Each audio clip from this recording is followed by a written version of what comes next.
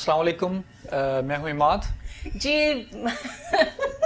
Sorry जी, अस्सलाम वालेकुम जी। मैं हूँ डॉक्टर फराज। सुबह सुबह आपको कहते हैं हमारे प्रोग्राम में खुशामदीद। उम्मीद करती हूँ सबके रोजे अच्छे जा रहे होंगे, हंसते हंसाते रहने चाहिए। असल में मुझे किसी बात पे पहले ही हम कुछ बात कर रहे थे तो मुझे हंसी आ रही थी, मुझे कंट्रोल नहीं हो सका, उसके लिए मैं माजूर चाहती हूँ। लेकिन हंसते रहना चाहिए, हंसते हुए चेहरे हर इंसान को पसंद होते हैं। खुशियाँ बिखेरने चाहिए। वैसे भी रहमतों का महीना है, बहुत ही बरकतों का महीना है और बहुत ही ज़्यादा क्या कहना चाहिए, बरकतें समेटने का महीना है, बातों का महीना है। तो जी इन्हीं चीज़ों को आगे ले जाते हुए आज के गेस्ट का भी तारुफ आप करा दीजिए। बिल्कुल, हमारे साथ क्या कहते हैं हमीद भुट्टो साहब हैं, पाकिस्तान एक्सेलेंस क्लब के चेयरमैन हैं। उसके अलावा डेली एक्सेलेंसी न्यूज़पेपर के चीफ एडिटर भी हैं और पीटीवी नेशनल अवार्ड भी मिल चुका है। और कब मिला था ये हम आपको पूछ के बताएंगे, कब, जब शायद अवार्ड्स मिला नहीं करते थे, बड़ी मुश्किल से मिला करते थे। और उसके अलावा और भी बहुत सारे सोशल एक्टिविटीज़ के अंदर, डिफरेंट क्लब्स के अंदर मुख्तलिफ के कहते हैं उसके ओहदों पे फायज हैं और काम कर रहे हैं। जर्नलिस्ट भी रह चुके हैं, बड़े अभी भी हैं और बहुत सारे चैनल्स में प्रोग्राम भी कर चुके हैं। और आज इनसे बहुत सारी बातें जानेंगे, इनका पूरा सफ़र जो इन्होंने तय किया है उसके बारे में इनके जानेंगे कि किस तरह अपनी पूरी जर्नी को किस तरह किया इन्होंने। और अमीर भाई अस्सलाम वालेकुम। वालेकुम, मेहरबानी अहमद भाई और डॉक्टर साहब, आपकी मेहबानी आप दोनों की। Thank you so much. आप आए और मोस्टली लोग अफ्तार में जी मुझे रोजा रख के सेहरी करके सुबह 11 बजे आना बड़ा मुश्किल होता है। उठा दिया बिल्कुल, तो नींद में ही लग रहा है वैसे सर मुझे अभी। आप नींद में नहीं रोजा रख पता कि नींद पूरी नहीं दो फिर भी काम करने के लिए जरूरी है। बिल्कुल। और अगर असल में मसला क्या होता है कि हम लोग अपनी आदतें खराब कर देते हैं, देर तक सो रहे हैं। और दुनिया की कौमें 5 बजे सुबह उठ जाती हैं, हम रोजा रख के 5 बजे फिर सोने की करते हैं। और इसी से हमारी नाकामियां फिर शुरू हो जाती हैं। अपने वक्त पे सोना है, वक्त पे खाना खाएंगे तो कभी भी दुनिया में नाकामी नहीं होगी। बहुत अच्छी बात की आपने। रमजान में तो क्या कहते हैं मजे लगे होंगे, आप इतने सारे होते हैं, कभी कहीं अफ्तारी खा रहे होंगे, कभी कहीं सेहरी खा रहे होंगे। वैसे मैं देखता रहता हूँ आपको, आज कहीं अफ्तारी है तो कहीं सेहरी है, कहीं डिनर है। तो इससे हमारी खा के एक तो हमारे पेट बाहर निकला है और मुख्तलिफ बीमारियां हमारे अंदर खुद ब खुद आ जाती है। बाकी ज़ाहिरी बात है, दुनिया के साथ हमें जुड़े रहना है। जब तक लोगों के साथ जुड़े नहीं रहेंगे तो जिस तरह हमारा काम है फिर काम नहीं कर पाएंगे। तो किसी के साथ इफ्तारी, किसी के साथ चाय, कभी खाना, कभी सेहरी, ये तो पूरे पाकिस्तान में आम रूटीन है, ये ज़िंदगी भी है। कहाँ से तालीम हासिल की आपने? मैंने तालीम लड़काना से जो मेरा गांव है वहाँ से स्टार्ट किया, वहीं पढ़ा, फिर डबल MA कर चुका हूँ जर्नलिज्म में और समाजियात में। बड़ी अच्छी बात आपने की जी। खाने पीने से इंसान सुस्त हो जाता है। इसी बात को आगे ले जाते हुए कि हकीम लुकमान ने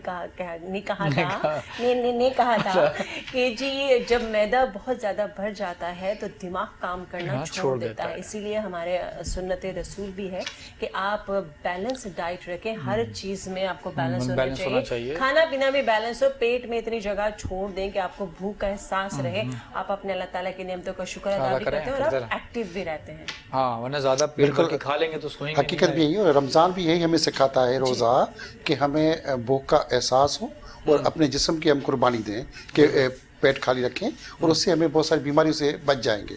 मगर हम लोग वो नहीं करते और जब रोज़ा खोलने भी आएंगे शाम को तो सिर्फ हम इसलिए खाते रहेंगे कि पेट भरना है हमने, बस मुंह में डालते जाएंगे, फिर क्या नुकसान होगा ये हम नहीं सोचते। जो सही कह रहे हैं आप, जो नुकसान अभी कोविड की वजह से हो रहा है, सेहत पे भी लोग अमल भी नहीं कर रहे हैं, सोशल डिस्टेंस भी नहीं है, मास्क भी नहीं लगाए जा रहे हैं। आप आए थे, आपने भी मास्क उतारा, हमने भी शो की वजह से मास्क उतारे, हम भी आते हैं, मास्क का इस्तेमाल करते हैं, सैनिटाइजर यूज करवाते हैं शो शुरू होने से पहले। तो ये सारी चीजें जो है कहीं हो रही हैं, कहीं नहीं हो रही हैं, इसके हवाले से आप क्या बताएं? आप कोरोना एक हकीकत है मगर हमारे लोग उसको नहीं मान रहे और हुकूमत ने जिस तरह पाबंदी लगाई है, जिस तरह स्मार्ट लॉकडाउन अभी हुआ है, मैं समझता हूँ कि हुकूमत जिस तरह स्मार्ट लॉकडाउन तो कर रही है कोरोना के हवाले से, बाकी जो बीमारियाँ हैं, दिल का मसला, एक्सीडेंट्स और TB, अस्थमा, उनके लिए कोई इलाज की सहूलत नहीं है। हम सिर्फ लगे हुए हैं कोरोना उस पे रोने पे बात कर रहे हैं। और देहातों के अंदर अगर बात करें तो वहाँ पे लोग कोरोना से नहीं मर रहे, हालांकि वहाँ पे कोई सहूलत ही नहीं है। अगर किसी आप गांव में चली जाएं तो वहाँ पे हैंड वॉश तो लोगों ने देखा ही नहीं कि किससे हम हाथ साफ करेंगे। साबुन तक नहीं है, वॉशरूम में जाते हैं दीवार पे हाथ लगाया, साफ किया और निकल पड़े। और उनके पास तो पाखाने की सहूलत नहीं है, वो लोग नहीं मर रहे। हम बड़े शहरों में टेस्ट करा के बोर्ड में टेस्टें भी करा रहे हैं, बड़े इलाज भी करा रहे हैं, नफाजत पसंद भी हो गए हैं, टेंशन में मर रहे हैं क्योंकि हमारे पास कारोबार तबाह हो रहे हैं, चीज़ें तबाह हो रही हैं। अगर बुखार और कोरोना की टेस्ट पॉजिटिव आ गई तो अस्पताल में कोई हमें दाखिल करने के लिए तैयार नहीं होता, अपने रिश्तेदार मुंह फेर लेते हैं। तो इस एहसास महरूमी में हम लोग काफ़ी मरते जा रहे हैं और इस पे हुकूमत की कोई तवज्जो नहीं। महंगाई बढ़ती जाएगी, हर चीज़ बढ़ती जाएगी, हम कहेंगे जी बस एहतियात कर ले। जी एहतियात हुकूमत को करना चाहिए, जिन हुकूमतों को इस महंगाई पे एहतियात करना चाहिए, कंट्रोल करना चाहिए। जो मुल्क की बर्बादी तबाही इस सियासत पे हो रही है, नफरत फैल रही है मजहब के आड़ में, कौमों पे लासानियत फैल रही है, उस पर कोई एहतियात नहीं करना, सिर्फ सुनाना है भाषण। दूसरों के लिए एहतियात है, अपने लिए कोई नहीं। दूसरों को मरने दो। अस्पतालों में हर चीज़ महंगी, आप किसी डॉक्टर के पास जाए वो कसाई बन गए हैं, हमारे मुख्तलिफ जो उलमा बने हुए हैं, जो हमारे लीडर बने हुए हैं, सबका दुकान चल रहा है। हम हर एक ने, पूरी दुनिया ने इस कोरोना के नाम पे अपनी दुकान और अपनी जेबें भरनी चमका रखी है अपनी दुकानें। बिल्कुल सही बात करें, बहुत अच्छी बात की आपने कि हम सिर्फ कोरोना कोरोना कोरोना का ही रोना रो रहे हैं। वो लोग जो हार्ट पेशेंट हैं, वो लोग जिनको ब्लड प्रेशर का मसला है, जो शुगर के मरीज हैं, शुगर एक बड़ी बीमारी है, उसमें अगर खुदा ना सा जख्म लग जाए तो वो तब तक ठीक नहीं होता जब तक प्रॉपर उसको ट्रीटमेंट ना उसका दिया जाए। तो बुजुर्गों के लिए तो ये बहुत ही खतरनाक बात है। और जब आप हॉस्पिटल में जाते हैं तो आपको लाजमी ये कहा जाता है जी आपने टेस्ट करवाना है। अगर आप पॉजिटिव नहीं है तो भी बहुत से हमारे ऐसे जानने वालों ने हमें बताया कि उनको जबरदस्ती एडमिट किया जाता है क्योंकि ये कारोबार चल रहा है। आप बिल्कुल ठीक बात कर रहे हैं इसको। अब हमीद साहब, आप जो है कि कहते हैं जर्नलिस्ट भी रहे ना, जर्नलिस्ट के बाद आपने बिल्कुल अपना, तो जो पहले जो जर्नलिस्ट होते थे एक उनका बड़ा म्यार होता था, एक बड़ा नाम होता था, ठीक है, तहकीक होती थी। अब वो चीज़ नहीं है। अब तो मतलब अब तो लिफाफा वाला जर्नलिस्ट हो गया ना। तो पहले तो लिफाफा जर्नलिस्ट, तो पहले के जर्नलिस्ट तो बेचारा साइकिल पर आता था या बसों में लटक कर आता था, बड़े बड़े नाम, बातें भी सच बोलते थे, सच्चाई बयान करते थे। क्यों ऐसा हो गया? सहाफत अजीम और मुकद्दस पैगंबरी पेशा है। हम उस पैगंबरी पेशे को लेकर ऐसी सहाफत कर रहे हैं, मैं अपने आप को कहूँ दूसरे को कहने के बजाय, जो अब मुझे सहाफ़ी कहलाते हुए, जर्नलिस्ट कहलाते हुए शर्म आती है। खुद काफ़ी जगहों पे अगर मुझे कोई कहता है कि आप जर्नलिस्ट, तो मैं नहीं करनी, मैं मज़दूर हूँ, अपना तारफ़ नहीं कराता। 1990 से मैंने सहाफ़त की और जिस तरह अखबार में, उससे पहले अखबार में कंप्यूटर्स नहीं थे, हाथ से छोटे छोटे अल्फ़ाबेट उठा के बनाते थे और प्रिंट होती थी। फिर कंप्यूटर्स आए, मशीनें आई जदीद। जिस तरह हम 30 साल से मैंने सहाफ़त को देखा है, जिस तरह हम तरक्की कर रहे हैं वैसे वैसे लोग बढ़ते गए, नए लोग आए, कोई उस्ताद नहीं, कोई शागिर्द नहीं। पहले हम खुद, मैंने जब सहाफ़त सीखना चाह रहा था, सियासत से मैं बचपन से सियासी वर्कर था, तो मैंने कहा मुझे मीडिया और सहाफ़त से एक इन लोगों की इज़्ज़त एहतराम देख के, और सियासतदानों की उससे भी ज़्यादा, क्योंकि सारे सियासतदान भी उन सहाफ़ियों के सलाम करते हुए मैं देख रहा था। तो जिस तरह उनकी इज़्ज़त, आओ भगत, और उनको हमारे बड़े बड़े लीडर, प्राइम मिनिस्टर से लेके मिनिस्टर से जिस तरह आओ भगत करते थे, तो मुझे शौक़ हुआ कि मैं भी सहाफ़ी बनूँ। सबसे बड़ी चीज़ ये, मिनिस्टर बड़ी चीज़ नहीं है। ठीक है। अब मुझे शर्म आती है कि ये तो जिस दौर में हम दाखिल होते गए हर दाई के बाद, तो अजीब बन गई है सहाफ़त। कारोबार बन गया इस वक्त। उस वक्त कारोबार नहीं था, उस वक्त जज्बा था। उस वक्त के, जैसे आपने कहा कि साइकिल पे आते थे, वो सिर्फ खबर ढूंढते थे। अब हम खबर नहीं ढूंढते, अब व्हाट्सएप पे खबर देखते हैं, कोई आ गई, आगे फॉरवर्ड कर दी। पहले इवन जब मैंने सहाफ़त शुरू की तो निकलता था, मेरे उस्ताद मुझे कहते थे कि जी आपको खबर ढूंढनी है, आप चले जाए किसी कचरे के ढेर पे, लकड़ी उठाए, कचरे को ढूंढना शुरू कर दें, वहाँ पे कोई आपको गुड़िया टूटी फूटी मिले, खिलौना उठा ले और उसको ढूंढे कि ये इसको भी किसने तोड़ा मरोड़ा, और उसको आप ढूंढ के कोई खबर निकल आएगी। इवन जब मैं किसी अखबार का ब्यूरो चीफ था, तब ये टीवी चैनल नहीं थे, तो डेली में खबर ढूंढता था कि जी मेरी सुपर लीड नहीं छपेगी, नहीं, और जितनी भी बड़ी अखबार है, चाहे जितनी भी पाकिस्तान की, अगर मेरी नई खबर जिस दिन नहीं छपेगी, मैं खुद को गोली मार के शूट कर दूंगा अगर मेरी किसी खबर कापी हो। और मेरी खबर अपने आप पे जब मैंने जबर किया तो मेरी रोज़ नई खबर निकलती थी। कभी मैं सेक्रेटरी चला गया, कभी आपके पास, कभी उसके पास, रोज बैठा हुआ हूँ लेकिन उनके आज साथ तो बैठ के। हमारे हम आपसे ही कह रहे खबर हैं। नहीं ढूंढते, अब ढूंढते हैं कि हमें पैसे कितने मिलेंगे, हमने जी, इसको प्रमोट बल्कि करना लोगों है, को हमने इसको blackmail प्रमोट भी किया करना जाता है बहुत है, सी ब्लैकमेल जगहों किया पे। जाएगा जी, आपने ये कर दिया, आपने वो कर दिया, अगर ये अब ये कर दिया, अब हमें पैसे दे दे। हर चीज का अब भाव हो गया है। अब मैं समझता हूँ कि बहुत सारे अखबार, बहुत सारे टीवी चैनल, अखबार और टीवी चैनल नहीं रहे, वो दुकानें हैं खबर चलाने की। वहाँ पे एक कारोबार बिकता है खबर का, जी ये खबर है, ये शो है, ये प्रोग्राम है, ये गाना है, ये ड्रामा है, वो सब कुछ बिकता है, एक बाजार बन गया है। आपका सियासत से भी ताल्लुक रहा, जर्नलिज्म से पहले आप एक सियासी पार्टी में मीडिया कोऑर्डिनेटर भी रह चुके हैं। फिर सियासत में रहते हुए फिर सियासत से हट के एकदम से जर्नलिज्म पे आ जाना, सियासत अच्छी थी माजी की, अच्छा, और मैं कोई तीसरी जमात में पढ़ते हुए बच्चों की सियासत से स्टार्ट किया, और मुझे शुरू में ही कोई बदकिस्मती या खुशकिस्मती पहले जमात से लेके अब तक कोई खिलौने या स्पोर्ट्स या बच्चों की किसी खेल से कोई दिलचस्पी नहीं थी। किताबें पढ़ने का शौक था, किताबें पढ़ता था, वो लाड़काना की सारी जितनी लाइब्रेरीज थी जाके किताबें पढ़ता था, और शाम को मुझे धक्के दे के लाइब्रेरीज वाले बाहर निकाल देते कि बाहर निकलो भाई, लाइब्रेरी बंद करनी है। पढ़ने का शौक था, वहीं से फिर मुझे ऑटोमेटिकली सियासत विरसे में मिली, सियासत करने लगा। और सियासत में पैसे कमाने का वो ट्रेंड नहीं था। सियासत में मिली, और सियासत सियासत भुट्टो नाम है आपका, भुट्टो फैमिली से है, जाहिर बात है, कास्ट है, एक फैमिली है, एक खानदान है, तो सियासत करने का मुझे शौक हुआ कि मैं सियासत करूं, और काम करता रहा सियासत में, और काफ़ी एक्टिव रहा, अच्छे खासे ओहदों पे भी रहा। मगर आस्ता आस्ता वक्त के साथ मुझे महसूस हुआ कि मेरा मजाज सियासत वाला नहीं है, मैं कोई सियासत में आके कारोबार नहीं करना चाहता। सियासत भी फरेब और अपने आप को धोखा दे के, लोगों को बेवकूफ़ बना के, अगर गरीब का नारा मारूंगा तो सबसे पहले मैं गरीब का हक मारूंगा। अगर किसी भी शोबे की मैं बात करूंगा, वही लीडर बन के मैं उसी शोबे का हक मारूंगा, बेईमानी करूंगा। सियासत में समझता हूँ 90% मैं समझता हूँ सियासत के अंदर वो लोग आते हैं जिनको और कोई काम नहीं करना होता। अब पैसा इसी तरह आसान तरीके से कमाएंगे, पैसा कमाएंगे, और कोई और कारोबार से।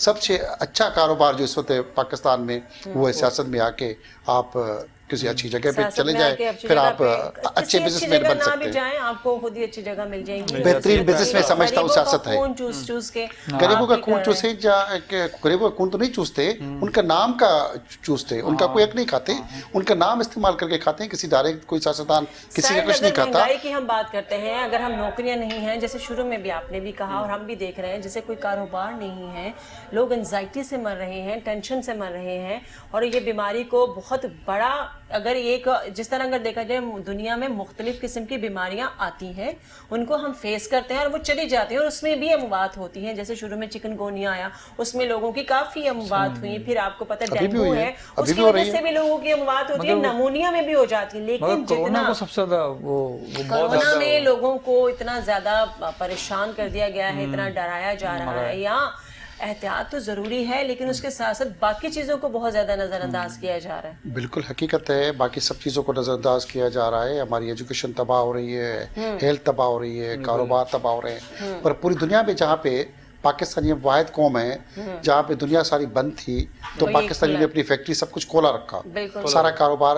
अभी भी पूरी दुनिया को जितनी भी चीज़ें बाहर, कपड़े चाहिए, जो सामान चाहिए, पाकिस्तान से जा रहा है, और पाकिस्तान लूट के कमा रहा है, अंधी बचा के कमा रहा है। पाकिस्तान तबाह नहीं हुआ, पाकिस्तान कोरोना में और खुशहाल हुआ है। उनके लोग जो बिजनेसमैन है, जो रोते रहते हैं, वो खुशहाल हुए, बाकी वो अमीर हो गए। बाकी गरीब गुर्बत में समझता हूँ हमारी ज़हनी गुर्बत है, उसका जब तक हम अपना खात्मा नहीं करेंगे, जी मैं गरीब हूँ बस रोता रहूँ, आगे अपने लिए नहीं सोचूँ।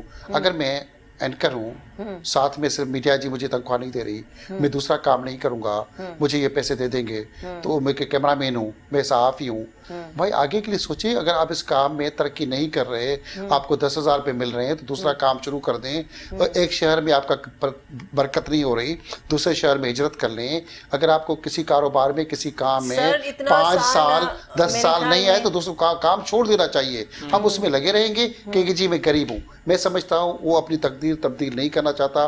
कोई भी बंदा अपनी ज़हनी गुर्बत जब तक खात्मा नहीं करेगा तो तरक्की नहीं करेगा। और हमें कोई सियासतदान, कोई दानिश्वर, कोई अदीब, कोई मीडिया हमारी ज़हनी गुर्बत जब तक खात्मे की बात नहीं करेंगे। अपने भाषण दे के चले जाएंगे, मैं भी अपने भाषण दे के खुद को अमीर करूंगा, मगर यहाँ पे हमें अपनी तकदीर बदलने के लिए अपने आप को आगे करके अपने आप को चेंज करने की जरूरत है। बाकी लारे लपे हमें, मैं भी बताऊंगा और भी देते रहेंगे। क्योंकि छोटे से एक वक्फे का टाइम हो चुका है, तो जाते हैं छोटे से ब्रेक पे वापस आते हैं जी, बाकी सवालों के जवाब आपको लेकर देते हैं।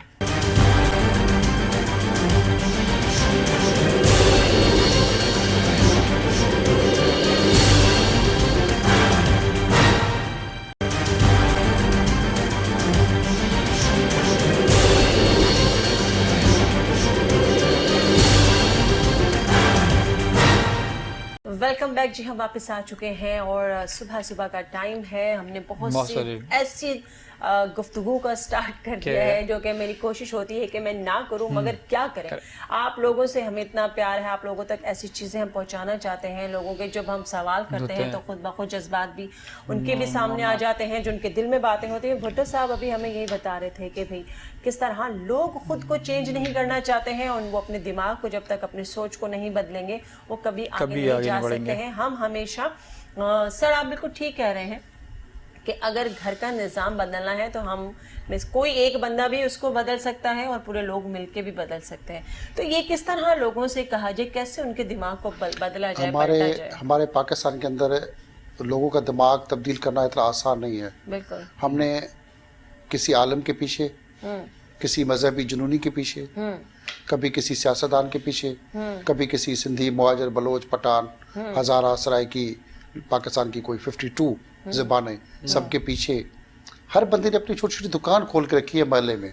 छोटी छोटी मोहल्ले की दुकानें नहीं होती है परचून की, ऐसे ही हमने यहाँ पे फिरके, मजहब और चीज़ें बना के रखी हुई हैं। हम उसके लपेट में हैं। कोई अच्छी बात हमें समझाते तो हम नहीं समझ पाएंगे, हम समझेंगे भी नहीं, क्योंकि हमें वो मोहल्ले से बचपन से चीज़ एक समझ में आ गई है, हमें वो डाल दिया गया है। हम कहते नहीं जी ये सब कुछ सही है।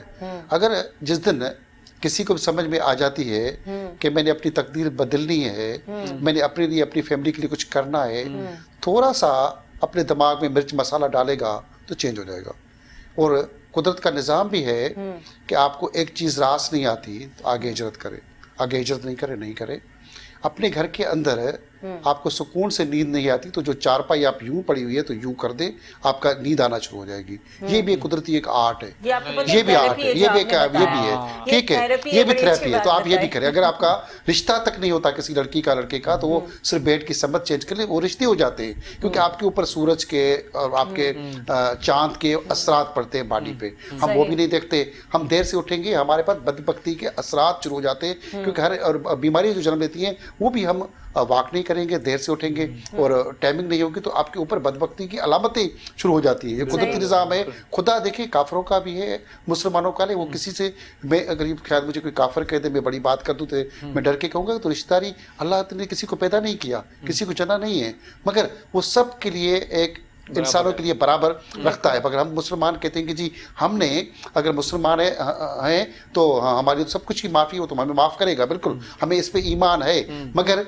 हम ऐसे ही, वो जैसे हमारा बादशाह जफर था, वो तो जी उठता था जब अंग्रेज़ नाश्ता करते थे, ये लंच करता था, तो इस तरह की टाइमिंग थी तो बर्बाद हो गए ना। उस वक्त ये हम नहीं देखते कि हम तारीख से भी सबक नहीं सीखते। ये इतनी बड़ी, मैं इस पर बात कर सकता हूँ, प्रोग्राम हो सकते हैं, मगर मुझे तो लोग कहेंगे जी काफर बन रहा है। मैं काफर नहीं बना रहा हूँ, समझाना चाह रहा हूँ कि वक्त से उठ जाएं। ये जिस तरह हमें कहा जाता है, हम आदाब करें, अपनी ज़िंदगी के असूल करें। हमने नहीं कि हम सारी जागते रहेंगे और इबादत करनी नहीं। इससे भी अगर आप रमज़ान में देखें कि जी सारी तक हमने तफरी करनी है, फेसबुक चलाने हैं, व्हाट्सअप देने हैं। आज खुशी गमी कोई मर जाता है, इन्ना राजून से फेसबुक लिखते जाने के लिए हम तैयार नहीं, फ़ोन तक नहीं करते। हालिया ही मैंने एक दोस्त को कहा कि जी आपके तो मेरे इतने दोस्त हैं, इतने मेरे फेसबुक फ्रेंड हैं, अगर आप अपने लिए लिख दो कि आप मर गए हो, मैं आपको 10,000 रुपये दूंगा, आपको सिर्फ 5 कॉल आ जाए। वो कह ऐसा नामुमकिन है। एक सहाफ़ी था, हमने प्रेस क्लब बैठे की शर्त लगा ली, ठीक है, उससे लिख दिया कि जी फिलहाल साहब मर गए, खुद ही लिखा, मैंने लिख दिया। 1 घंटे तक उसको एक कॉल नहीं आई। मैंने कहा जी 10,000 रुपये दे, आगे निकल। तो ये सूरत हाल है, वो ये बात बैठे तो हुए बिल्कुल सही कि कह रहे उस हैं। बंदे को मैंने कहा ये आपके दोस्त है जो आपके कब्र पे किस वक्त आएंगे, अभी आप देख ले। उसने मुझे आके गले मिला कि मैंने कहा इसलिए अपने आप को चेंज कर, इधर बैठ के तू गप्पे शप्पे मार रहा है, बैठा हुआ है, अपना टाइम खराब कर रहा बिल्कुल सही, है, बहुत अपनी उधर अच्छी उधर बात। दावतों में टाइम ज़ाया कर रहा है। बिल्कुल। आप किसी से मिल भी रहे तो आपके इंटरेस्ट होने चाहिए, फायदे होने चाहिए। अपनी ज़िंदगी में अपनी फैमिली को चीज़ों तब्दील करने के लिए आगे बढ़ना चाहिए। हमें सिर्फ धोखा दिया जा रहा है, जो मैंने पहले भी कहा, हर चीज़ में धोखा, फरेब, और हर चीज़ में, चाहे वो दुनिया का कोई भी काम है जिसमें हमें सिर्फ उल्टी सीधी चीज़ें करा के उसने अपनी दुकान चलानी है। हमें अपने मजहब पे कायम रहना चाहिए, अपने मुल्क के साथ वफादारी करके, बिल्कुल। अपनी फैमिली के साथ वफादारी सर करके एक चीज आगे मैं बढ़ने भी की आप जरूरत किसी है। बात को मैं भी ये सोचती थी, जिस तरह हमें यूरोप की चीजों को हम अपने घरों से निकाल के फेंक दें, हम अपने मुल्क से निकाल के फेंक दें, जिस तरह मैंने किया। मैं कोई ऐसी जो चीजें भी मैं वहां गई, मैं लेकर आई, मैंने हटा दी उनको। मैं ऐसे उस पेट्रोल पंप पे नहीं जाती जिस पेट्रोल पंप जो पेट्रोल पंप वहां का है, मेरा दिल नहीं करता, क्योंकि जहां से ये बातें चलती हुई आ रही हैं, मैं बड़ी उससे बात करती हूँ। लेकिन हमें अगर एक प्लेटफॉर्म पे आएंगे तो हम इस चीज को आगे लेके जा सकते हैं। आपका दीन ईमान कुछ कह रहा है, मेरा दीन ईमान कुछ कह रहा है, हम हैं तो सब मुसलमान, हमें लेकिन पूरे हम फिरकों में बांट एक दिए ना, फिरकों बहुत सारे में बांट फिरकों दिया के बाद हमें डिफरेंट हर पॉलिटिक्स गली में वाले बांट मैंने दिया, कहा बात क्या है। डिफरेंट अब यूरोप की बात कर रही है, यूरोप के अंदर है, अगर कोई औरत कपड़े नहीं पहन के जा रही, कोई नहीं देखता, और वो वहीं पे केस कर देगी, आपने देख लिया, वो तो जा रही है, वो आपने देख के किया। पाकिस्तान में हमने 6 साल बच्ची से लेके 50 साल के अंदर औरत उसका तो रेप करेंगे, हम कहेंगे जी हम तो बड़े शरीफ है, नेक है, और उस पर बात भी नहीं कर सकते। इतना जो जुल्म यहाँ पे हो रहा है, हम ठेकेदार है कि हमें जन्नत तो मिलनी है, दोज़ख तो हमें नहीं मिलेगी, हमें तो शफा मिल जाएगी, बड़ी सब कुछ।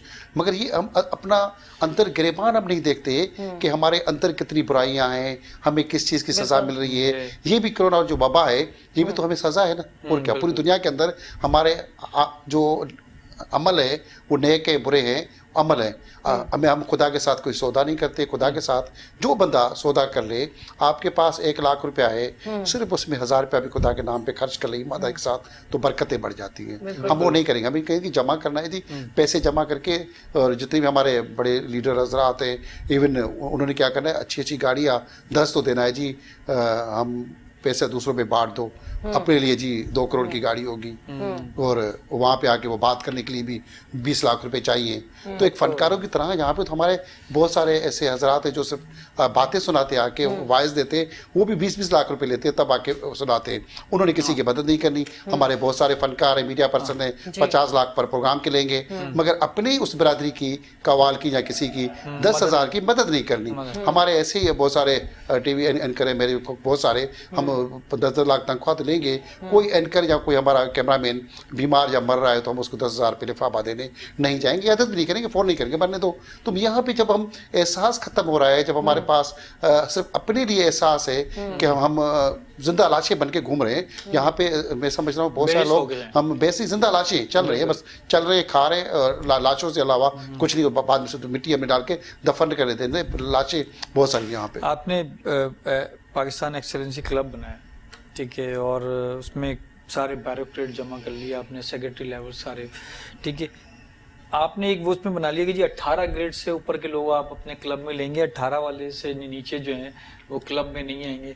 तो उन बेचारों ने जो 18 से नीचे, उन बेचारों को क्या कसूर है? Pakistan excellence club, Pakistan excellence club बुनियादी तौर पे 1 पॉइंट एजेंडा पे बना है। कोई इसका लंबा चौड़ा मकसद नहीं, पजीराई, किसी के लिए पजीराई दे। अफसर के अंदर, ब्यूरोक्रेसी के अंदर, हमारे यहाँ साबुन से लेके शैम्पू और नाखन से लेके चप्पल तक सब किस्म के कंपनियों के अपने अपने अवार्ड बन गए। फनकारों के लिए, खिलाड़ियों के लिए सब अवार्ड हो गए, मीडिया वालों के लिए बहुत सारे अवार्ड। किसी अफसर के लिए बिकते हैं, मैं बताता हूँ। हमारे यहाँ अफसर को सिर्फ करप्ट है, चोर है, बेईमान है, ठग है, मुल्क लूट के चला गया, लिफाफा वाला है, सब ने ये कहा कि अफसर चोर है। हमने कहा जी अफसर के अंदर जो अच्छा अफसर है, जो चोरी नहीं कर रहा, जो बेईमानी नहीं कर रहा, घर जाता है, बीवी भी उसको गालियां देती है कि तू तो क्या करता है, तेरे पास क्या है। आधी ब्यूरोक्रेसी को तो बीवियां भी तलाक लेके छोड़ गई।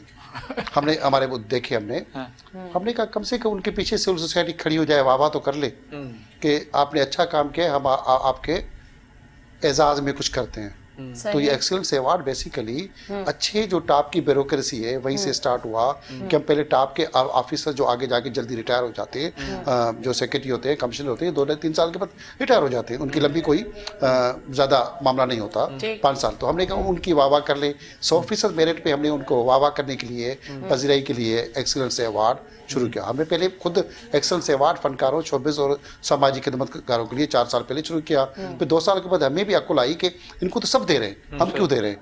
हमने फिर इनमें कुछ लोगों को दे देते हैं, बाकी ऑफिसर्स को चुनाव करते। तो फिर हम 2 साल से हर साल 40 टॉप के शोबों के, उसमें पुलिस, रेवेन्यू, बाकी सारे डिपार्टमेंट मिला के हर शोबे से 2-3 लोग लेके उनको मेरिट की बुनियादों पे अवार्ड दे रहे हैं। और उससे अच्छा काम ये हुआ है कि वो अफसर कम से कम अपनी फैमिली को लेकर सबको दिखाता है, जी ये देखें मेरे पास किस तरह का एक लोग मेरी इज्जत देते हैं, मेरा एहतराम होता है। उसके घर पे वो अवार्ड सदारती अवार्ड की तरह एक सजा के रखता है।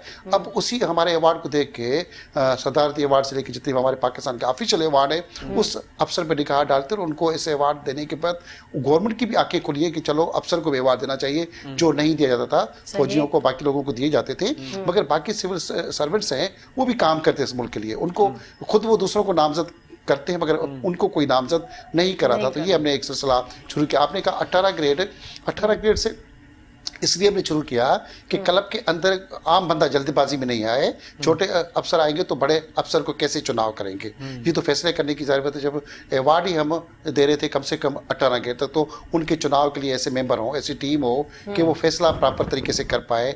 और हम किसी भी अगर कोई नेब का केस है, एंटी करप्शन का केस है, कोई भी उसके ऊपर उंगली है, उसको भी अवार्ड नहीं देते। हम पूरी इन सारे इदारों के बाद लिस्टें भेजते हैं कि जी अगर इन पे कोई आपके पास इंक्वायरी चल रही है, कोई केस चल रहा है, तो वहाँ से क्लियरेंस नहीं मिलती, वहाँ से फिर उसके अवार्ड नहीं देते। बाद में कोई केस बनता है, वो अवार्ड लेने के बाद कोई करप्शन करता है तो उसके हम जवाबदार नहीं है।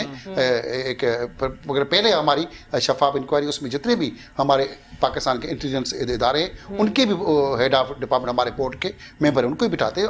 ओपन होती है और एक बाकायदा परफॉर्मा देते हैं कि जी भरे, जैसे सदारती अवार्ड का फार्म ऐसे फार्म भरते हैं। और उसी डिपार्टमेंट का सेक्रेटरी GA से लेके सेक्रेटरी होम, जितनी हमारे गवर्नमेंट के ऑफिशियल है उन सब के पास लिस्टें बैठ के हम डिस्कस करते हैं। और पूरी साल उनके पास हम ऑफिस में जाते हैं कि उसके ऑफिस के पियोन से लेके किस तरह वो उसका बिहेवियर क्या है, लोगों से मिलता है। इवन हम किसी के अफसर के पास कागज़ देते हैं कोई काम कराने के लिए जाली या क्या, उसका रवैया देखते हैं कि उसको पढ़ना भी आता है नहीं आता। ऐसे भी बहुत सारे अफसर हमारे सामने आए जिनको ये पता नहीं कि हमें उसके डिपार्टमेंट का काम लेके गया वो या नहीं लेके गया, उसने साइन कर दी, तो हम उसको रिजेक्ट कर देते हैं कि ये तो, यानी आप क्रॉस चेकिंग ये भी नहीं करते। ये सारी बातें हम अपने अवार्ड में बताते हैं, डिस्कस करते हैं। फिर एक्सीलेंस क्लब ने शुरू किया कि जी डिपार्टमेंट वाइज ऑफिसर्स के साथ हम एक बैठक करें, जिसको हम गेस्ट स्पीकर का नाम देते हैं, वो कर रहे हैं। तो उसमें भी लोगों की डिपार्टमेंट वाइज क्लास की एक हौसला अफजाई हुई है और हमें खुद सीखने को मिलता है। ऐसे बहुत सारे हमारे पास ऑफिसर्स हैं जो खुद बताते हैं कि जी मेरा बाप तो छोले बेचता था, थाल पे उठा के हमें पढ़ाया, हमने पढ़े। मेरे घर में एक सेक्रेटरी एक्साइज था, सेक्रेटरी ट्रांसपोर्ट था। उन्होंने कहा जी हमारे घर पे तो बिजली का बल्ब नहीं था जब हम पढ़ते थे, हमने रेलवे स्टेशन पे जाके बैठते थे, पढ़ते थे और हमें खर्ची नहीं मिलती थी, घर से कोई सूखा हुआ अंडा और रोटी लेके आते थे। हमने मेहनत की सरकारी स्कूल से। और जितने भी लोगों को ये भी हम दिखाना चाहते हैं कि जी बड़े स्कूल से जो लोग पढ़ते हैं लाखों रुपए तनख्वाह देके, वो कोई सेक्रेटरी अफसर नहीं बन पा रहे। वो गरीब का बच्चा जो सरकारी स्कूल में पढ़ रहा है, अपनी मेहनत करके, कमीशन दे के, CSS करके, किसी वडेरे जागीरदार सियासतदान के पीछे वोट और नारे के नहीं मार रहा और वो आके अफसर बन रहा है मेहनत पे, तो वो ये देखिए ये अफसर बन सकता है। इसलिए मैंने मैसेज दिया कि अगर आपको कुछ करना है अपने कौम के लिए, अपने घर के लिए, तो ऑफिसर बनिए, पढ़िए। चाहे सरकारी स्कूल में कपड़े फटे हुए हैं, घर में खाना भी नहीं मिल रहा, पढ़ लिख के आगे बढ़े और अपनी फैमिली को ये मिसाल हम बनाते जा रहे हैं कि लोगों को एक शऊर मिले। तो जिस तरह दूसरे अवार्ड्स भी होते हैं, क्योंकि हम अवार्ड्स की बात कर रहे हैं, तो उसमें आप भी सुनते हैं, मैं भी सुनती हूँ, बेचे जाते हैं, पैसे लिए जाते हैं। तकरीबन यहाँ पे 99% अवार्ड 99% अवार्ड बेचे जाते हैं। अभी भी हाल पैसे लेते हैं, हम पैसे तो लेने, मैं समझता हूँ कि ख्वाब में भी कोई नहीं सोच सकता हमारे यहाँ। बाकी ऐसी जो अवार्ड तकरीबात होती है जहाँ पे पैसे लेके अवार्ड बेचे जाते हैं, हम उनमें अटेंड करना भी अपनी तौहीन समझते हैं। और बहुत सारे अवार्ड ऐसे भी हैं, अभी हालिया भी कुछ अवार्ड ऐसे भी हुए जिनमें ऐसी सारी बहुत सारी खवातीन और ऐसे मर्द हजरात को अवार्ड मिले। हम देख रहे थे इनको मिले किस चीज़ के, उनसे जब मैंने पूछा कि किस चीज़ का अवार्ड दिया, उन्होंने कहा जी हमें क्या पता क्यों मिला। तो ये अवार्ड नहीं, अवार्ड के नाम पे एक मजाक कुछ लोगों ने बना के रखा हुआ है और तमाशा बना हुआ है। उनका मकसद होता है कि जब पैसे कमा लें, और बाकी जो रियल अवार्ड्स हैं किसी की पसराई के लिए, तो मेरे ख्याल में उनको खराब करते हैं। मगर रियल अवार्ड कभी भी खराब नहीं हो सकता, वो मेरिट होती है, लोगों को पता होता है। बाकी कुछ लोगों को होता है शौक जी, हमें ये लोग तो जिन लोगों को हम बुलाते भी नहीं अपने प्रोग्राम में, वो पता चलता है उन अवार्डों में उनको अवार्ड मिलते हैं। हमें वो मिलते करते थे, हमें दावत दे दो, आ जाएं हम तो कहते जी आपकी तो हमारे पास एंट्री भी नहीं हो सकती, क्योंकि नामुमकिन है। हमारे अपना मेंबर्स है, अपनी रश है, हमारे पास जगह खाली नहीं। उन लोगों को अवार्ड मिलते हैं, तो हमें खुद तो अपने कभी कभी शर्मिंदगी होती है। हमारे Excellence मेंबरशिप में। होती है, अच्छा, एक्सेलेंस का मेंबरशिप की आपकी फीस होती है? बिल्कुल हमारी फीस है, और साल की 1 लाख रुपया हम फीस लेते हैं, उसी में हमारा खर्चा होता है, और तकरीबन करोड़ों का हमारा खर्चा है उस अवार्ड पे होता है। टेक्निकली वो जाहिर बात है, हमें उसमें मेन जो है सबसे बड़ा अपनी मेंबरशिप फीस पे काम होता है। तो इस आपके एक्सेलेंस आपके क्लब को ज्वाइन करने का फायदा ये है कि वहाँ एक अच्छे पढ़े लिखे अच्छा माहौल, एक दूसरे सीखते हैं, हम एक दूसरे से सीखते हैं। जैसे इस तरह के लोगों को में शऊर देने के लिए बैठते हैं कि लोगों में शऊर आए, लोग किस तरह काम करते हैं, कैसे काम करते हैं, उनकी अच्छाइयाँ क्या है, बुराइयाँ क्या है, कैसे मजदूर का बच्चा किस तरह आगे बढ़ रहा है। वो मिसाली किरदार, वो ही एक्सीलेंस होते हैं। एक्सीलेंस का मतलब है कोई आपका मिसाली किरदार, कोई मिसाली काम करने वाला, वो एक्सीलेंस है। तो उसको हम सामने लाते हैं कि ये एक्सीलेंस है। ये देखें, एक मोची का जूते पॉलिश करते हुए का बच्चा किस तरह उस बाप को बिठा के साथ उसको सलूट करते हैं कि जी आप हमारे रियल हीरो, आप हमारे एक्सीलेंस हो। आपको क्या कहते हैं, पीटीवी नेशनल अवार्ड मिला। पीटीवी नेशनल अवार्ड जो है वो आप मिला था, काला दुपट्टा ड्रामा लिखा था, राइटर भी है मुर्तज़ा। मैंने 1995 में काला दुपट्टा लिखा। काला दुपट्टा का भी थीम ये था, जब बाकी चैनल नहीं थे और मैं कम से कम छोटी एज का राइटर था, तो थीम ये था कि सिंध के अंदर बहुत सारी रस्मों के नाम पे जुल्म होता था। जैसे दरगाहों पे पागलों को बांध देना, साइको पेशेंट्स को। मैंने उस वक्त कलम उठाई कि जी हम साइकोस को दरगाहों में बांध देते, ये ठीक हो जाएगा। उसकी बीवी पे कब्जा करना, जमीन पे कब्जा करना। इंटरेस्टिंग बात हो रही है, मगर थोड़ा सा आपको रोकना पड़ेगा क्योंकि छोटे से ब्रेक लेकर आते, लेकर नहीं आते, हम ब्रेक से होकर वापस आते हैं।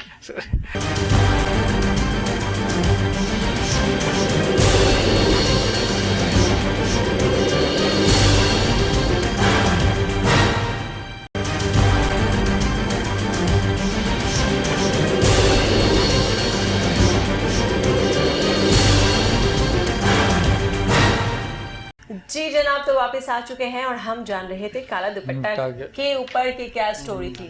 मैंने जैसे बताया कि काला दुपट्टा बेसिकली सिंध के गलत रस्म रवाज, दरगाहों पे पागलों को बांध देना, और वो पागल नहीं होते थे, साइको होते थे, जहाँ उनके घर पे भाई बहन ने रिश्तेदारों ने कब्जा करना होता था। उसकी बीवी खूबसूरत होती थी, उस पर कब्जा करना होता था। उसको लेके इलाज करने के बजाय उसको बांध देते थे कि यहाँ पे बुजुर्ग जो है, ये बुजुर्ग जो दरगाह वाला, ये ठीक कर देगा। मैंने उस पर आवाज़ उठाई, और एक ऐसा शहर था हमारे पाकिस्तान के अंदर ही एक शहर है जिसमें बच्चियों को 2 दुपट्टे दिए जाते थे सुन्नत के तौर पे। ये लाल उठा लिया इसने 5-6 साल के एज में, तो ये खुशकिस्मत है, और काला उठा लिया तो बदबख्त है। अच्छा। तो ऐसी रवाज, गलत रस्मों, तो उस पे मैंने एक ये ड्रामा किया, और वो ड्रामा बड़ा हिट हुआ, और उसकी कामयाबी पे और पाकिस्तान के छोटे सबसे कम से कम इस वक्त भी वो मुझे अवार्ड मिला। और इस तरह बहुत सारी चीज़ें मैं लिखता रहा। मेरा लिखने का मौजू है माशरे की बुराइयाँ, उनको मैं सामने हाईलाइट करता रहा। अच्छी बात है, समाज की बुराइयों के ऊपर भी अभी कभी कोई इस तरह लोग, और उस पर सुप्रीम कोर्ट ने उससे 100 वोट नोटिस लिया। अच्छा। और वो दरगाहों पे वो सब लोग हट गए, और उस पर हंगामा खड़ा हो गया था उसके ये क्या हो गया। और मुझे उस पर बड़ी धमकियाँ लोग, क्योंकि उनके माफियाज की मारने के पीछे लगे रहे। और हर दौर में ऐसी माफिया मेरे पीछे रहती है, मगर उनसे मैं मरने से कभी नहीं डरता। सिर्फ काम करता हूँ, और सब कुछ ज़िंदगी में होता है, अल्लाह के हाथ में, बंदा काम करता रहे। जी बहुत अच्छी बात है। इसके अलावा आपकी क्या हॉबीज है? मतलब लिखना है और अवार्ड देने हैं लोगों को, अपने साथ ऐसे लोगों को जोड़ना है। म्यूजिक पसंद करते हैं? म्यूजिक पसंद करता हूँ, और मैंने बहुत सारे खुद गाने भी बनाए हैं अच्छा। As a director. और पाकिस्तान से बाहर, ताजमहल से लेके बहुत सारे फनकारों को लेके वहाँ पे भी गाने बनाता रहता हूँ। और सूफी म्यूजिक और लाइट म्यूजिक को ज़्यादा पसंद भी करता हूँ। खुद गा तो नहीं सकता, शायर तो नहीं हूँ, मैं इन सब चीज़ों को समझता हूँ, और इस पर मैंने बहुत पढ़ा है, लिखा है। म्यूज़िक को समझता हूँ म्यूज़िक को, और जितने भी फनकार हैं उनसे बहुत ही मेरा लगाव है। और फनकारों के लिए एक वेलफेयर फनकार ट्रस्ट, जिसका भी मैं चेयरमैन हूँ। तो कोशिश करता हूँ उन फनकारों के कोई हम काम आ सके, मसाइल जो हैं, काम आ सके, जो छोटे जो फंकार हैं, छोटे काम आ सके, छोटे बड़े जो भी उनके छोटे बड़े सब एक ही बात है, फनकारों जहाँ की बहुत चीजें बड़े सामने मसले आई हैं। मसाइल होते हैं जो क्या कहते हैं कोई नहीं देखता। और वो मैं आप देखता सही हूँ कि बात बोली फनकार थी जो है ना, फनकार मैंने अभी उसको भी मैं लंबे अरसे से देख रहा हूँ। मैं समझता हूँ फनकार फनकार ही होता है, अपनी जिंदगी के लिए कोई तब्दीली नहीं ला रहा, इसलिए फंसता है वो। सही, बिल्कुल। आप पड़ोसी मुल्क भी गए, वहाँ के भी काफ़ी बड़े बड़े लीडर्स के इंटरव्यू किए आपने, ये मतलब कैसे हो गया कि वहाँ पहुँच गए आप और वहाँ से भी मुझे लोग घूमने का शौक है, तकरीबन आधी दुनिया घूमता रहता हूँ, रोलता रहता हूँ। मैं रोल टाइप का बंदा हूँ, सैलानी टाइप का घूमता हूँ। आधी कोरोना के दौरान मैं यहाँ रुक गया हूँ और कहीं नहीं जा पा रहा, क्योंकि अब जाऊँगा तो 15 दिन कोई बंद करके बिठा देगा। फिर हर तीसरे महीने में एक थैला उठाता था और चल पड़ता था। तो इसलिए बहुत सारे ममालिक में क्रेज़ था मुझे कि मैं सारी दुनिया के सियासतदानों को इंट्रोड्यूस करूँ, डॉक्यूमेंट्रीज बनाऊँ, गाने बनाऊँ। तो ये एक शौक था, करता रहा। मगर बाद में देखा ये भी मैं अपना टाइम खराब कर रहा हूँ। नहीं, ये तो एक बड़ी नहीं, अच्छी नहीं, हॉबी बड़ी होती है अच्छी कि आप हॉबी होती है। डिफरेंट जगह पे जाते हैं, वहाँ पे जाके आप डॉक्यूमेंट्री बनाते हैं, वहाँ उसमें की हम सीखते हैं, चीज़ों को- उससे हमें सीखने को मिलता है सारा। बहुत कुछ सीखते हैं। कहाँ से क्या चीज सीखी, कुछ ऐसी चीज जिसने आपकी सोच को बदला? हर जगह से, हर इदारे से बैठ के मैं कुछ सीखने के लिए आता हूँ। आज आपके शो में भी आऊँ तो मैं कुछ सीख के जाऊँगा, 4-5 बातें आपकी जो मुझे काम आएगी। तो मैं हर इंसान से कोशिश करके सीखने की करता हूँ। हर शहर की चीज़ें, रस्म रवाज और हर इलाके के अपने अपने हैं, तो उसको सीखने की ज़रूरत होती है। दुनिया बड़ी खूबसूरत है और अल्लाह ने जितनी हमें नेमतें दी हैं, हम उसको नहीं देखेंगे तो शायद ऐसे ही बंदा ख़त्म हो जाएगा तो कोई फ़ायदा नहीं। बात करें आप। और क्योंकि प्रोग्राम का वक्त भी यहाँ पे ख़त्म ही होने वाला है, तो कोई मैसेज ऐसा आप दे सकते हैं क्या? कोई मैसेज अपनी यूथ के लिए, लोगों के लिए? नौजवानों के लिए अच्छा मैसेज ये है कि पढ़ें लिखें और कुछ करें सही। अपने लिए, अपने ख़ानदान के लिए। बाकी सोशल मीडिया पे, बाकी चीज़ों पे जिस तरह अपना वक्त ख़राब कर रहे हैं, कभी भी ये चीज़ें काम नहीं आएंगी। काम आएगा आपका अपना मुस्तकबिल, अपनी ज़िंदगी, बाकी सब बातें रह जाएंगी। और कुछ ज़िंदगी में अगर कोई आपको याद करेगा तो आपकी काम, आपकी तालीम, अच्छा ऑफिसर और बाद में जो आपका वो पैसा होगा, उससे शोहरत और बाकी चीज़ें मिलेंगी तो कामयाबियाँ बढ़ेंगी। बिल्कुल सही कह रहे हैं जी। जब इंसान दुनिया से चला जाता है या किसी जगह से चला जाता है, जब आप किसी के घर भी जाते हैं, तो आपके पीछे आपकी अच्छी बात, बिल्कुल, आपका इखलाक या आपकी कोई आपका रवैया, आपका किरदार, ये चीज़ पीछे रह जाता है। चाहे वो आप किसी जगह से हम चले जाएं, नेकियां या आप दुनिया और से किसी की चले नेकियां जाएं। करें। पैसे जितना भी आए तो उसके बाद नेकियां करें, बिल्कुल। सिर्फ पैसा अपने लिए नहीं, नेकियों के लिए होना और चाहिए। वैसे भी ये महीना अब तो बरकतों का नेकियों का महीना है, और ये सिखाता जितना है। आप करेंगे इसका तो आपको डबल ट्रिपल आपको अल्लाह पाक की तरफ से मिलेगा। और करना भी चाहिए और ढूंढना चाहिए, लोग आपको मिलेंगे। बहुत लोग परेशान हैं, किसी के पास राशन नहीं है, कोई बहुत सारे मसाइल हैं, उनकी तो मदद हमें करनी चाहिए कि चाहिए। हम अपना हिस्सा में से निकाल के थोड़ा सा उनको दें। ये नहीं कि हम खुद ही खा लें और खुद ही जमा कर लें, वो इंसान नहीं पूरी करेगा। फैमिली को इन्वॉल्व करें इसके अंदर, बच्चों को सही कह रहे हैं। मैंने ऐसे भी बहुत से लोग देखे हैं, यकीन करें उनके अपने घर में शायद कम खाने को होगा, वो उसमें से भी कोशिश करते हैं कि वो यही इंसानियत है, ये ये बड़ी बात इंसानियत है। ये इंसानियत मैं है। एक छोटा सा और ये वाक्य आपको अल्लाह बताते के चलें साथ आपको ना, साथ है। मैं जी, बिल्कुल बिल्कुल। मैं हमें शाइन फाउंडेशन हम दस्तरखान करते हैं कईयों बाद ब्रिज के नीचे, वहीं पे एक मैकेनिक भी है, ठीक है। और जब हम वहाँ पे दस्तरखान के लिए जाए तो वो हमारे साथ वॉलेंटरीली जो है क्या कहते हैं काम शुरू कर दिया उसने हमारे साथ। तो एक दफ़ा ऐसा हुआ कि मैंने लास्ट में उसका खाना दिया निकाल के, मैंने कहा ये तुम्हारा हिस्सा है और तुम ले लो। उसने कहा ठीक है, वो पैकेट बना के दे दिया। और यकीन करें कि उसके थोड़ी देर में एक बच्चा आया और उसने कहा कि मुझे भूख लग रही, तो मैंने उसको बोला खाना ख़त्म हो गया, तो बेटा है नहीं। तो उस बंदे ने बोला कि माँ साहब मैं ये खाना इसको दे रहा हूँ। तो मैंने कहा ये तो तुम्हारे लिए, तुमने इतनी देर काम भी किया है, तुमने खाया भी नहीं। उसने बोला मेरा अल्लाह मालिक है, मुझे मेरा अल्लाह दे देगा मुझे।